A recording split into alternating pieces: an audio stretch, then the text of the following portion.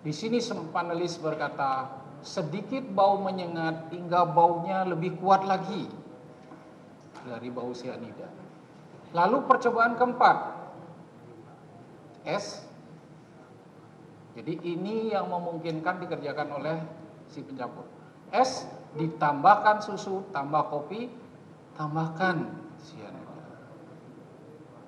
Baru tuang air panas.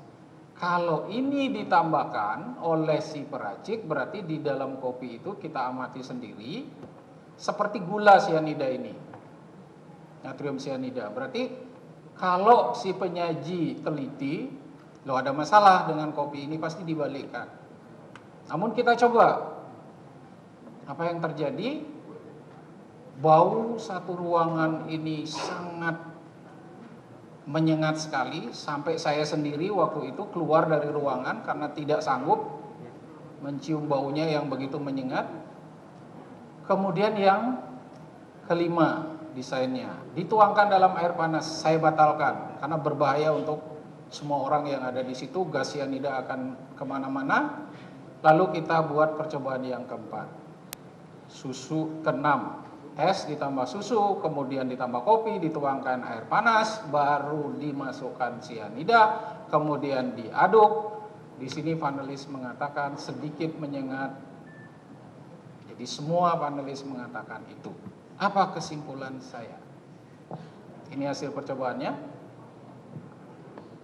Ya. 1, 2, 3, 4, 6 ini pembanding yang tanpa ditambahkan. Lalu saya akan menyimpulkan bahwa peluang itu masih sama, peracik yang nganterin sama pemesan. Kita tidak bisa mengambil kesimpulan dari situ. Apa yang terjadi ketika saya mendapatkan berita acara dari ahli digital forensik? Saya mencoba untuk melakukan penyesuaian dari kesimpulan seorang ahli digital forensik. Di sini dikatakan bahwa tidak ada gerakan aktivitas lain yang terekam selain memasukkan es susu ke dalam gelas kosong dan menutupnya dengan keramik filter F16 yang telah berisi bubuk kopi, dan tidak ada perbedaan warna susu gelas. Dan artinya di sini saya meyakini ada sesuatu. Tidak terbukti bahwa NaCl kira-kira telah masuk ke dalam kopi sebelum disajikan. Lalu bernyaji. Digital forensik mengatakan tidak ada gerak-gerik penyaji membuka tutup keramik. Kalau dia masukkan ke dalamnya kan harus dibuka,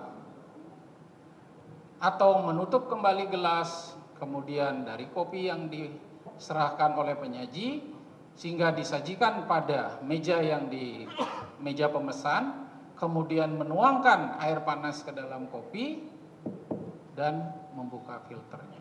Kalau saja seperti percobaan yang keempat, di atas kopi bubuk dituangkan sianida, berarti orang yang ada di sekitar itu akan merasakan hebat pusing. Nah, di sini saya katakan tidak ada bukti telah memasukkan sianida ke dalam kopi yang sudah diracik. Pertanyaan berikutnya, apakah mungkin dari pemesan? Ahli digital forensik mengatakan bahwa susu di dalam gelas yang disajikan oleh Agus Triwono sudah berwarna putih seperti sebelum yang disajikan. Es krim kopi tersebut berada dalam penguasaan pemesan sendiri dari disajikan hingga diminum oleh korban. Terdapat beberapa gerak-gerik yang mencurigakan selama pemesan menguasai kopi tersebut. Telah terjadi perubahan kopi setelah disajikan oleh Agus hingga diminum oleh korban. Hal ini menunjukkan bahwa telah ada pengadukan kopi. Kalau saya tunjukkan, kalau belum diaduk seperti ini, hitam, susunya di bawah. Tapi kalau sudah diaduk seperti ini. Ini disampaikan oleh ahli digital forensik. Lalu saya mencoba dari rekonstruksi ini. Berarti yang bertanggung jawab terhadap penambahan cyanida ke dalam ais Vietnam kopi yang telah diminum korban, pemesan yang menguasai. Berarti kemungkinannya bertanggung jawab untuk itu. Apakah memasukkan, saya tidak tahu. Lalu selanjutnya, saya mencoba menerjemahkan apa yang saksi toksikolog forensik atau ahli sebelumnya melakukan percobaan, mencoba merekonstruksi dari laju penguraian cyanida di dalam sampel. Karena cyanida bagaimanapun dia akan berubah menjadi gas. Ketika dalam bentuk gas dia akan menguap hilang. Sehingga konsentrasi cyanida di dalam sampel yang disita oleh kepolisian yang disimpan oleh laboratorium forensik selama dilakukan pengujian, jadi dari korban kemudian masuk ke lab dilakukan pengujian, pasti ada yang hilang. Saya mencoba untuk menghitung kecepatan penguapan atau penguraian. Sesuai dengan ilmu yang saya miliki, persamaan ini saya cari laju persamaan reaksinya seperti apa. Banyak yang menyampaikan bahwa orde kinetika reaksi penguraian cyanida adalah orde pertama. Dengan laju modelnya adalah bi eksponensial. Ada 2 persamaan eksponensial yang ikut. Lalu persamaan realnya seperti apa? Berdasarkan data yang diberikan oleh BAP Laboratorium Forensik, saya mencoba untuk melakukan perhitungan dengan menggunakan software yang saya pakai pada saat menulis disertasi, dan juga software ini saya pakai untuk mengurai intake racun dari saudara almarhum.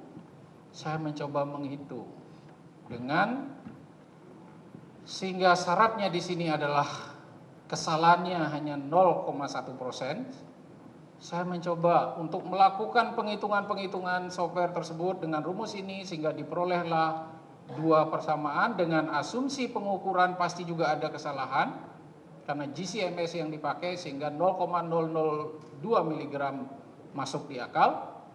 Dari 2 persamaan ini dengan statistik yang sangat bisa dipercaya sehingga saya mendapatkan 2 persamaan. Persamaan pertama seperti ini, persamaan kedua seperti ini.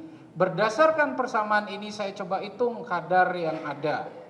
Konsentrasi cyanida di dalam gelas, dalam kopi yang tersisa pada saat masuk.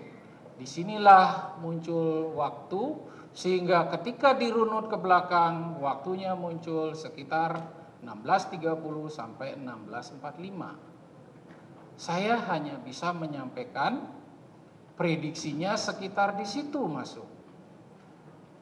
Kalau ada pertanyaan, apakah saudara yakin yang memasukkan korban? Mohon maaf, saya bukan Tuhan untuk melihat siapa yang tahu setiap saat memasukkan. Saya hanya memberikan suatu analisa berdasarkan keilmuan saya. Hasilnya seperti yang saya tulis dalam surat keterangan ahli yang saya sampaikan. Terima kasih. Baik, terima kasih. Oke. Apakah ada kemungkinan juga cyanida ataupun cyanida tersebut masuk ke dalam tubuh korban itu sebelum dia di Cafe Olivier? Mohon diperjelas pertanyaannya. Mungkin apakah tadi ahli sudah menjelaskan ada reaksi yang ditimbulkan oleh korban. Tadi gejala-gejalanya adalah napas tidak bisa bernafas, pusing, sesak nafas ya, kemudian sampai terjadi reaksi kurang lebih meninggal dalam waktu 30 menit itu karena cyanida yang dipastikan, ahli tadi memastikan bahwa dia terdapat di dalam minuman yang diminum oleh korban juga. Apakah ahli juga bisa memastikan ataupun memberikan pendapat sebelum korban minum Vietnam es kopi itu korban sudah terpapar terlebih dahulu oleh zat cyanida tersebut?